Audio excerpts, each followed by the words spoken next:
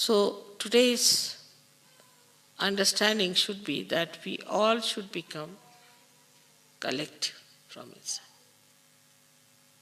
We should not grudge or grumble about it and enjoy the collectivity. But the second side of collectivity is this, that do not try to exploit the collectivity. Otherwise, you'll be in trouble. Like I've seen some people don't know how to use their bathrooms. When you are collective, you have to be respecting the collectivity of others. By your presence, another person should not by any chance suffer, or should not feel in any way insulted or inconvenienced. So when you are in the collective, it should be such that another person should enjoy your company, enjoy your being there. That's something where there is no problem.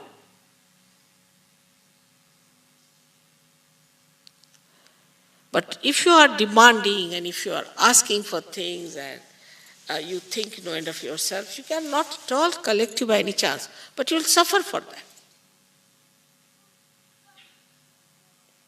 Automatically you will suffer. If this is realized and understood properly,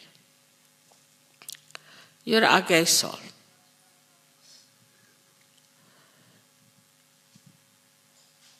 Like anger.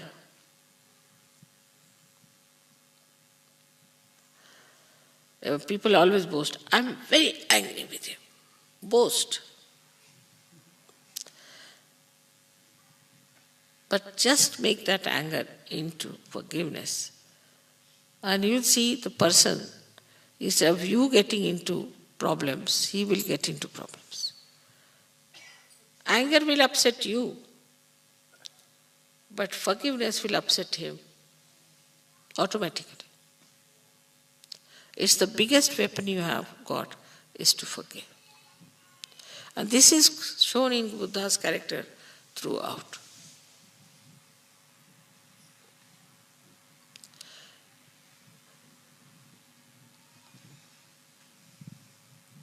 And this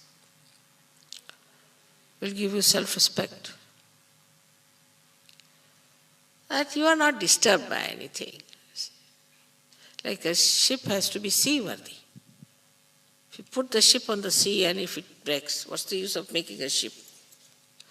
What's the use of a Sahaja-yogi who gets disturbed at every moment? You have to be seaworthy. And if you are seaworthy, nothing can disturb you, all right. The elephant is walking and the dogs are barking. All right, let them bark, what does matter? The elephant looks this side like that, sometimes takes some water and blesses them with water. All right, quieten down, so that your head will be cooled down. That will give you self-esteem, and you will know what you are much higher than others.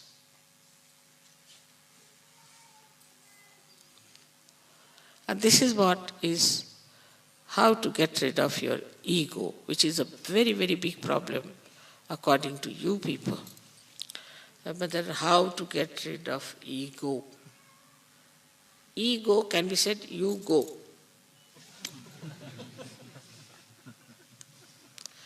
When this I-ness goes away, the self rises. What is there to feel hurt? What is there to feel bad? What is there to hurt others? All right, you are cheated. Very good, at least you have not cheated anyone. Be happy about it.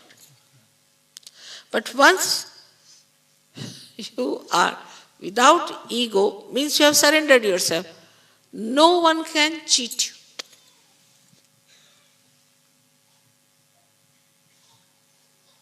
Can you understand that?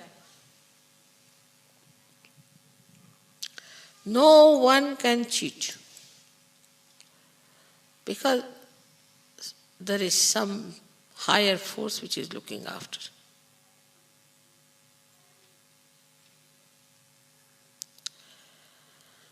This is the way we should understand Buddha.